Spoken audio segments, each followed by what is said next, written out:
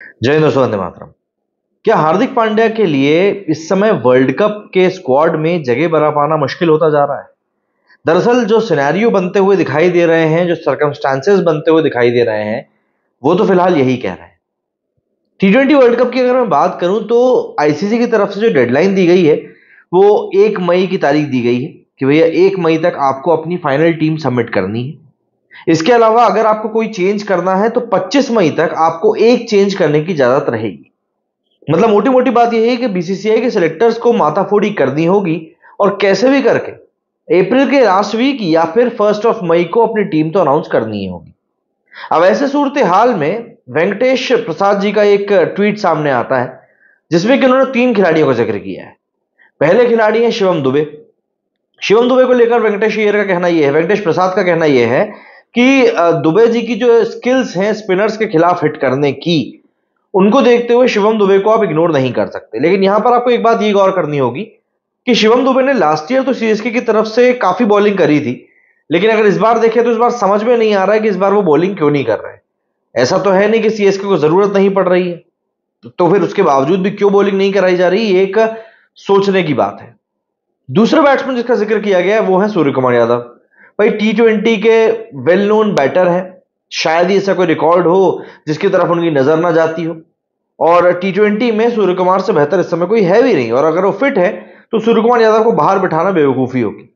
और तीसरे बल्लेबाज का नाम यहां पर लिया गया है रिंकू सिंह को लेकर। रिंकू सिंह ऑब्वियसली बात है, अगर हम रीसेंट टाइम्स की बात करें तो इंडिया के लिए एक बेस्ट फिनिशर के तौर पर बन के उभरे हैं।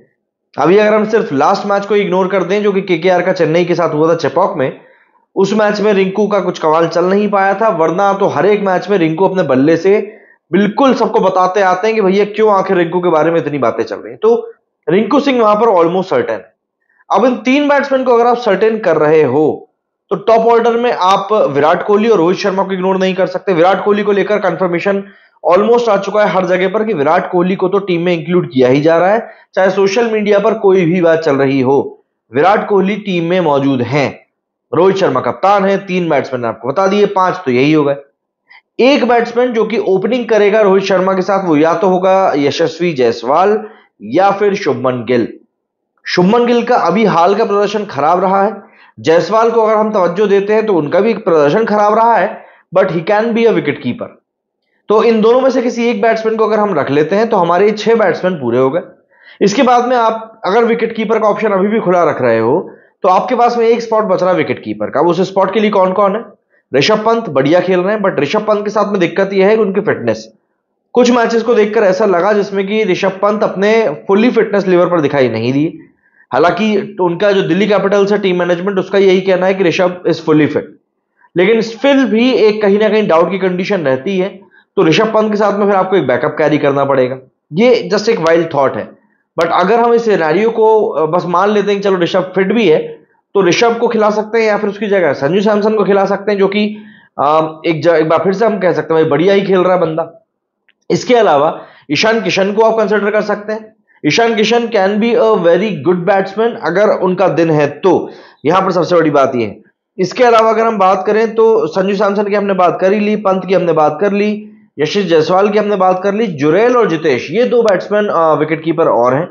बट ये दोनों शायद रेस में उतने आगे नहीं है जितने की ये बाकी ये 4 हैं, but still you can consider them. तो इस तरीके से 7 बैट्समैन पूरे हो रहे हैं। बॉलिंग की अगर बात करें और शामी भाई अगर फिट हो जाते हैं तो बुमराह, सिराज और मोहम्मद शामी, ये 3 बॉलर रहेंगे। सिराज का हालांकि मौजूदा फॉर्म जो है वो थोड़ा डायरम डोल रहा है, बट एक बात और जो अंदर से निकलकर सामने आ रही है वो ये है कि बीसीसीआई का जो थिंक टैंक है, जो टीम सिलेक्शन के ऊपर भी नजर रखता है, वो इस समय मयंक यादव के ऊपर भी काफी मतलब कंसिडरेशन दिखा रहा है। मयंक यादव लास्ट मैच में हालांकि एक ही ओवर डाल पाए थे, डर जताया जा रहा था कि भैया इंजरी हो गई है, बॉलिंग की स्पीड भी ड्रॉप हो गई थी, but still Mayank can be an X factor. जो स्पेस वो जनरेट कर रहे हैं, अगर वो टीम इंडिया के लिए खेल जाते हैं तो वो एक एक्स फैक्टर रह सकते हैं। स्पिनर के तौर पर अश्विन, कुलदीप, इन लोगों को कंसिडर किया जाएगा। चहल की परफॉर्मेंस भी अभी ऐसी है कि आप इग्नोर नहीं कर सकते।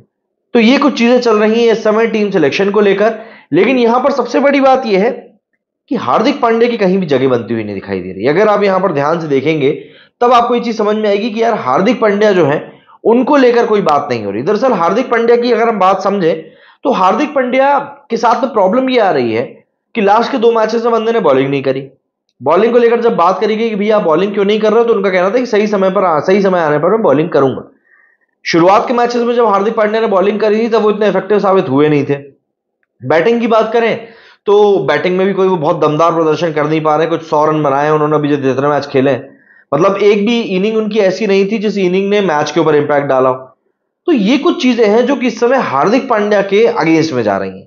और देखिए, अगर आप एक प्लेयर के पॉइंट ऑफ व्यू से बात करें तो हार्दिक पांड्या वाकई में इस समय कहीं से कहीं तक भी फिट नहीं हो रहे। अगर शिवम दुबे बॉलिंग और कर दें और थोड़ी बहुत भी अच्छी इकोनॉमी और एक आध विकेट निकाल लें तो फिर हार्दिक पांड्या का कहीं से कहीं तक कोई चांस ही नहीं बनेगा। बट अगर हार्दिक को टीम में अपने सिलेक्शन के दावेदारी को मजबूत करना है तो अभी जो बाकी बचे हुए 2 मैचेस हैं, आरसीबी और सीएसके के अगेंस्ट इनके मैचेस होने हैं, आई थिंक 11 और 14 अप्रैल को होने। अगर ये 2 मैचेस में हार्दिक पांड्या बहुत बढ़िया प्रदर्शन करके निकालते हैं और बताते हैं कि नहीं क्यों वो टीम के लिए इतने यूजफुल हैं, तो वहां से हम एक चीज मान सकते हैं कि चलो ठीक है, शायद ये बैट्समैन हमारे लिए कुछ कर सकता है। वरना अभी तक की परफॉर्मेंस को देखकर आप ये तो बिल्कुल नहीं कह सकते कि यार इस बंदे को टीम में लेना चाहिए। कप्तानी की बात पहले ही उनके सिर से हट चुकी है। रोहित शर्मा को डिक्लेयर किया जा चुका है कि भाई रोहित शर्मा ही कप्तानी करेंगे।